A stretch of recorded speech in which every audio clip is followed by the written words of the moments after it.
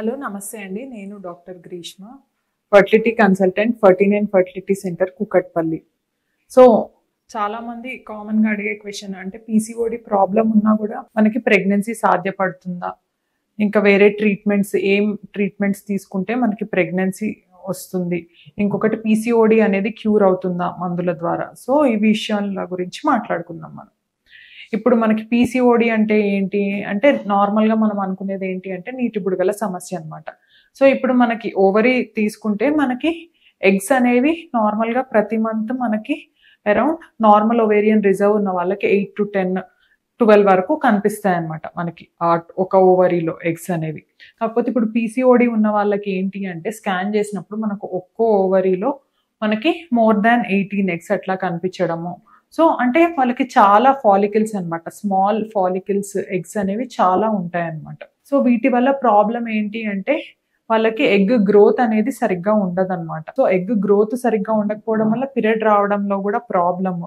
So ఇప్పుడు వాళ్ళకి period వచ్చినా మనం 20 రోజుల తర్వాత స్కాన్ చేసినా 15 రోజుల తర్వాత స్కాన్ చేసినా ఎప్పుడు స్కాన్ చేసినా కూడా అట్లానే ఉంటుంది అనమాట. ఓవరీలో మనకి ఫాలికల్స్ అన్ని చిన్న చిన్నగానే కనిపిస్తాయి.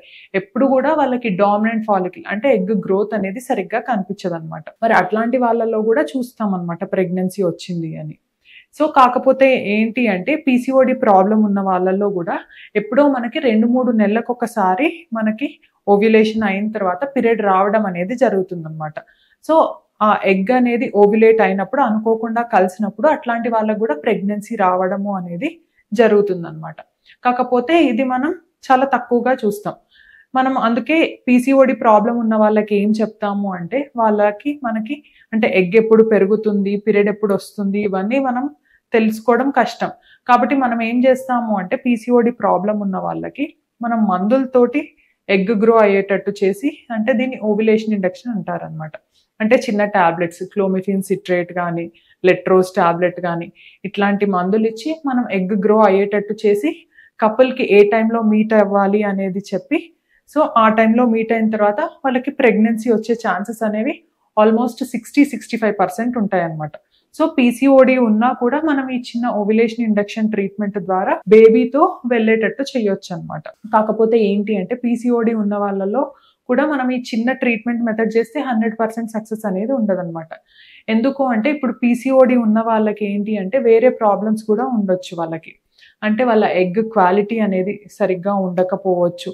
సో ఇట్లా ఉంటే ఏమవుతుంది అంటే వాళ్ళకి ఎగ్ అనేది సరిగ్గా అంటే బేబీ ఇచ్చే ఎగ్ అనేది ఉండదన్నమాట. అంటే ఆ ఎగ్ అనేది స్పర్మ్తో కలిసిన మనకి బేబీ గ్రోత్ అనేది సరిగ్గా ఫామ్ అవ్వదన్నమాట.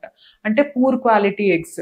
సో ఇట్లా ఉన్న వాళ్ళకి మనం ఎన్ని మందులు ఇచ్చినా ఏం చేసినా కూడా మనకి ప్రెగ్నెన్సీ అనేది సాధ్యపడకపోవచ్చు అనమాట.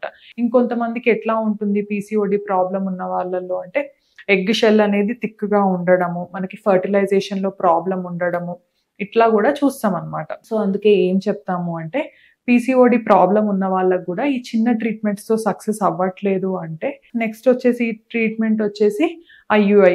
లేదు వాళ్ళకి అసలు మనం ఎన్ని మందులు ఇచ్చినా ఎగ్గే గ్రో అవ్వట్లేదు, సరిగ్గా ట్యూబ్ అనేది సరిగ్గా లేదు, చిన్న మేల్ ప్రాబ్లం ఏదన్నా ఉంది, మనకి ఐయుఐ సైకిల్స్ కూడా ఫెయిల్ అయ్యాయి అంటే డైరెక్ట్గా ఐవీఎఫ్కి వెళ్ళండి అని చెప్తాం అనమాట.